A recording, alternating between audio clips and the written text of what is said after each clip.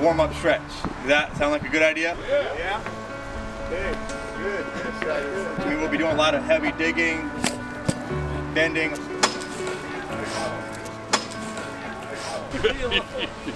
All that stuff. 3 more. Yes. 1,